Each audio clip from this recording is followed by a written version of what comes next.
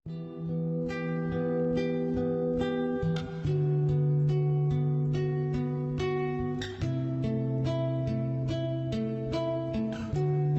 dalam hidup ini Allah buat sesuatu terjadi pada diri kita supaya kita hanya bersandar pada Allah. Mana contoh? Musa alaihissalam. Musa hidup dia bukan main-main. Musa punya bapa ayah Fir'aun. Ayah kamu siapa? Tu orang kaya. Ayah kamu siapa? Tu orang ada kuasa. Musa, ayah kamu siapa? Fir'aun. Ayah Musa alaihissalam. Mak dia pula Asia. Sebab dia budak yang dihanyutkan dalam boks kayu di sungai Nil. Dan Asia lama merindukan seorang anak. Hidup dia selesa. Hidup dalam istana, tak pernah susah. Ayah Raja Fir'aun, bunda pula perempuan yang baik. Tapi Allah ingin supaya dia jangan bergantung kepada manusia. Macam mana cara Allah nak keluarkan Musa daripada istana Fir'aun? Maka Allah buat suatu cerita. Ada dua orang yang sedang berkelahi, bertikai, berkonflik antara bangsa Mesir dengan bangsa Israel, berkelahi. Maka pada masa itu datang Musa nak melerai dia. Janganlah kamu berkelahi, janganlah kamu bertinju. Maka masa itu orang ni degil, tak nak berhenti. Musa pun terlanjur pukul, mati. Jadi Allah membuat itu. Fawakazahu Musa pun meninju dia dan orang ini mati. Musa pun takut, dia pun berlarikan diri, bersandar sebatang pokok kayu. Masa Nabi Muhammad SAW Isra Mi'raj, Nabi tengok ada pokok kayu hijau kat bawah. Nabi tanya Jibril, ya, itu pokok kayu hijau apa? Disitulah dulu Musa bersandar, manakala dia tak ada tempat berpegang. Ayah hilang, mak tak ada, istana dah tinggal, manusia tak ada yang dikenal.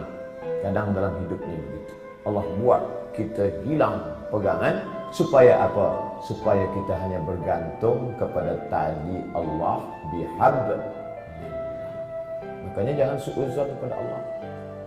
Puan mungkin sekarang bergantung pada suami, tak lama selepas tu mati laki. Kenapa laki aku yang mati? Kenapa tak laki dia? Aku sembahyang, aku baca Quran, aku baca Yasin, aku ikut tazkirah. Husnuzon pada Allah. Ana husni zanni abdi bi. Aku memeluk prasangka hamba kepada aku. Mungkin Allah ingin supaya kita hanya bergantung kepada Allah semata. La haula wala quwwata illa billah. Makanya perempuan yang tabah, dia tak menangis.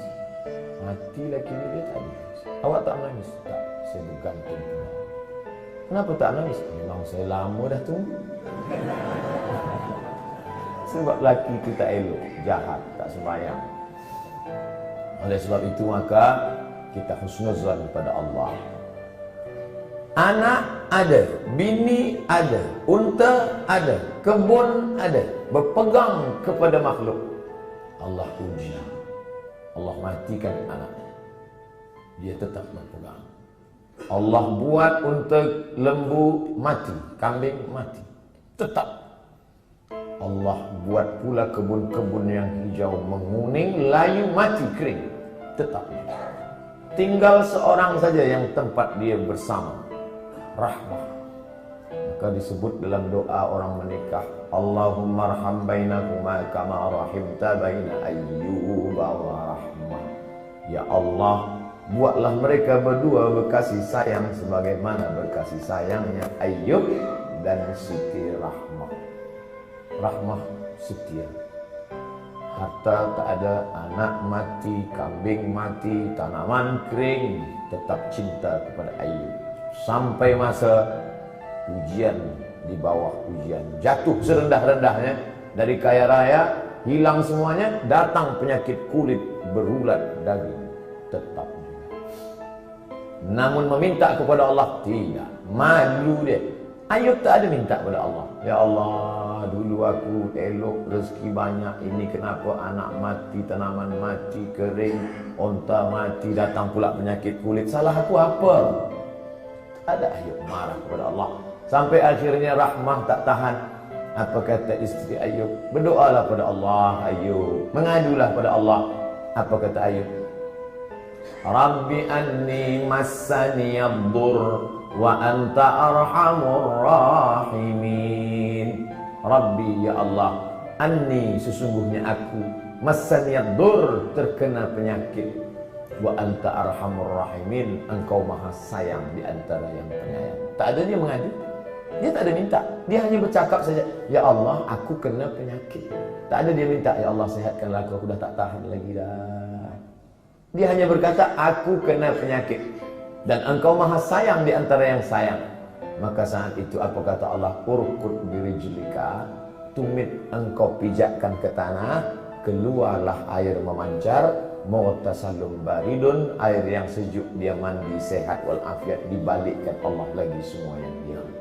Bersandar, berpegang kepada Allah. Tak ada jalan lain. Hablum minallah. Faqsusil qasasa. Ceritakan kisah-kisah itu, hai Muhammad sallallahu alaihi wasallam. Ceritakan kisah-kisah itu, wahai Abdul Somad, supaya apa? La'allahum yatafakkarun, supaya manusia ini berfikir, jangan dia sangka dia saja yang diuji Allah, bahawa nabi-nabi dulu pun ujian hidupnya luar biasa. Mereka luar biasa. Kalau Ustaz Abdul Somad biasa di luar, di Sumatera, di Kalimantan, di Sulawesi, di Papua, saya bagi tazkirah di luar. Orang dalam masjid saya di luar, di Padang, di Malaysia alhamdulillah di dalam. Berpegang kepada Allah Subhanahu wa taala. Datang risau susah hati. Kemana risau hati nak dialamatkan? Ambil air sembahyang, menghadap kepada Allah, angkat dua tangan, Allahu Akbar. Kadang ada orang ini dia nampak kita tenang, macam tak ada masalah dalam hidup, tapi dia tak sembahyang, dia tak baca Quran, dia tak berzikir. Kenapa dia tenang? Rupa dada. Patutlah tenang. Nak gila dah. Tidak ada jalan lain. Sebenarnya orang yang minum khamar tu yang nak dia cari apa? Ketenangan. Orang yang pakai dadah tu sebenarnya yang dia cari apa? Ketenangan. Orang yang makan itu ini sebenarnya ketenangan. Maka ketenangan semua ini palsu. Ketenangan ini tidak ada yang betul. Saya sampai office pukul 7. Biasa office cepat hari itu saya sampai. Ada seorang kaki tangan, Ustaz Somad cepat sampai. Ya, ada yang saya nak tanya pada Ustaz. Sebenarnya lama saya dah nak tanya, cuma malu di majlis. Ini kita tak ada orang lain, saya nak tanya. Apa? Saya kalau dengar lagu dangdut tenang hati saya. Kata saya, ini tak betul. Ketenangan yang betul adalah tenang masa berzikir, tenang masa berselawat. Kadang kita ni jaga pagi tidur, sempit rasa hidup, tak tahu entah apa yang menyusahkan hati, maka lapang. Orang lain dia kata, bila anda nak tenang, pejamkan mata, tarik nafas, tarik, tahan. Kita tak diajarkan macam itu. Kita diajarkan hadapi hidup ini, serahkan pada Allah Subhanahu wa taala, berzikirlah. Apa zikir? Kata ustaz ini banyak-banyak berselawat. Bila engkau susah hati, banyak-banyak berselawat. Allahumma shalli ala sayyidina Muhammad wa ala ali Muhammad. Allahumma shalli ala sayyidina Muhammad wa ala ali Muhammad. Allahumma shalli ala sayyidina Muhammad. Kata ustaz ini pula banyak-banyak berzikir. Afdhalul zikri fa'lam annahu la ilaha illallah. Kata ustaz ini pula yang paling elok tu tasbih. Subhanallah bihamdihi, subhanallahil azim, subhanallah. Jadi awak amalkan yang mana? Itulah ustaz. Sampai hari ini satu pun saya tak amalkan. Habib ini cakap banyak selawat, ustaz ini cakap banyak zikir tahlil. Ustaz, pilihlah. La ilaha illallah 1000 elok, selawat 1000 istighfar 1000 Malulah mana-mana nak bawa tasbih. Tak usah pakai tasbih, pakai tangan. Allahumma salli ala Muhammad. 3 kali pergi umrah, 3 bawa tasbih balik, 3-3-nya tergantung di kereta. Patutlah kereta tu yang tenang. Yang punya kereta risau. Kita berzikir supaya Allah turunkan ketenangan. Letak tenang tu di mana? Di hati. Yang punya hati ni siapa? Allah. Yang menurunkan ketenangan dalam hati siapa? Wallazi anzalas sakinata. Allah yang menurunkan ketenangan fi qulubil mu'minin, ke dalam hati orang yang beriman. Kadang hati itu macam kopi yang dikacau, kacau balau. Tapi kemudian manakala kita berzikir, terasa dia tenang. Pagi nak pergi ke office, Allahumma salli ala sayyidina Muhammad, Allahumma salli ala sayyidina Muhammad, Allahumma salli. Baca dapat dari rumah, makin jam makin banyak. Kalau kita marah, mengamuk, apakah jam itu berjalan? Tidak. Mengamuk macam apa ni? Bukan dia bergerak. Kalaulah kita mengamuk dia bergerak, tentu kita mengamuk, kekejap mengamuk, kekejap mengamuk. Dia tidak akan merubah apapun. Maka banyak-banyak berzikir, banyak-banyak berserah. Apalagi kita duduk di kota besar, internasional. Nak berangkat pagi, jam, balik jam, di tempat kerja pula banyak masalah. Bila lagi kita nak dapat ketenangan? Maka tak ada jalan lain kecuali hablum minallah. Berzikir. Saya malu nak bawa tasbih, ustaz. Okey, ada yang sekarang dipasang macam ring cincin. Okey. Tenang, terasa tenang. Dapat 100. Dapat 200. Dapat 1000, ambil gambar.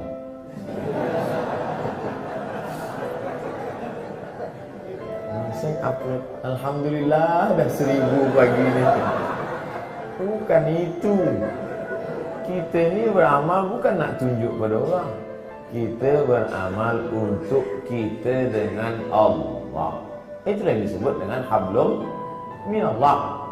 Merasa sunyi di tengah keramaian. Ini ramai, banyak orang, tapi kita merasa sunyi sebab kita berdua sahaja dengan Allah. Manakala kita sendiri, sunyi. Dalam kereta sunyi, tak ada orang, tapi kita pun merasa ramai. Saya ustaz, walaupun saya balik dari office sendiri, seorang saja, tapi saya merasa ramai. Dengan siapa? Ada Michael Jackson, ada Bryan Adams. Bukan dengan dia, tapi kita bersama dengan Allah. Hablum minallah. Kira-kira orang-orang soleh itu apakah tak ada takut dalam hati ya?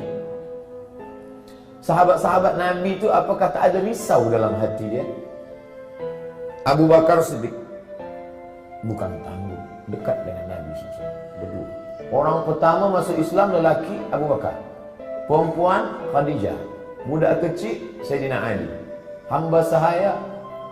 Ini orang paling dekat dengan Nabi. Tapi manakala dia berada di Jabal Thur dan dia tengok kaki orang kafir Quraisy, sikit lagi nak tangkap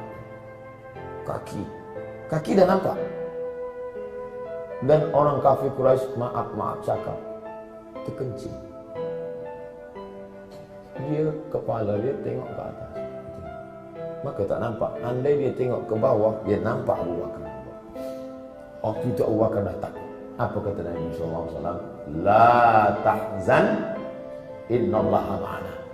La tahzan, jangan cemas, jangan takut, jangan sedih. La tahzan, don't be sad. Itulah yang jadi buku bestseller yang ditulis oleh Aid Al-Qarni dalam banyak bahasa, termasuk bahasa Melayu, bahasa Indonesia, ditulis asli original bahasa Arab. Jangan takut wahai Abu Bakar. Apa pelajaran yang dapat kita ambil daripada perjalanan Rasulullah SAW ini? bahwa orang selevel Abu Bakar pun yang dijamin masuk surga, tetap dalam hatinya ada rasa takut, ada rasa cemas, ada rasa sedih, ada susah hati. Jadi kalau ada orang, aku selepas banyak berzikir ni memang tak ada takut. Awak tak usahlah dusta. Abu Bakar pun takut, apa lagi awak abu-abu? Ustaz Somad ada rasa takut? Ada. Kenapa kita hilangkan itu dengan banyak berzikir? Mengusir, menghalau dia dari hati kita. Inilah yang disebut dengan hablum minallah.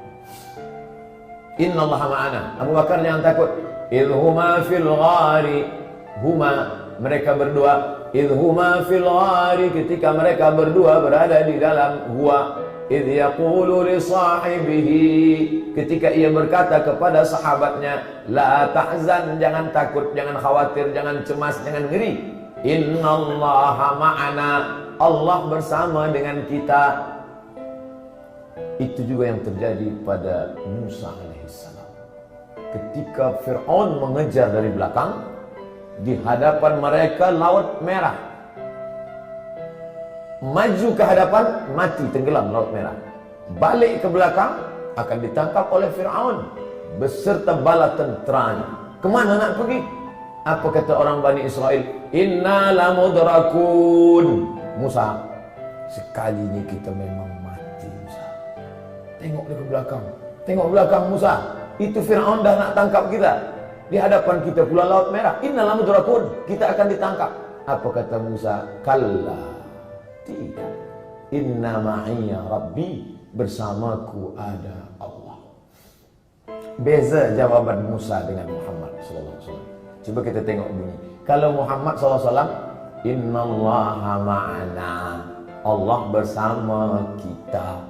Kita ramai. Kalau Musa ada, Inna ma'iyya Rabbi, bersamaku, aku saja, kamu tidak. Kenapa beza cakap Musa dengan cakap Muhammad SAW?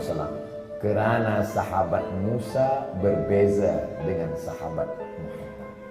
Sahabat Muhammad ketakutan. Orang yang ketakutan, kita bagi dia semangat. Jangan takut, Allah bersama kita. Sedangkan sahabat Musa, mereka menakut-nakutkan saja.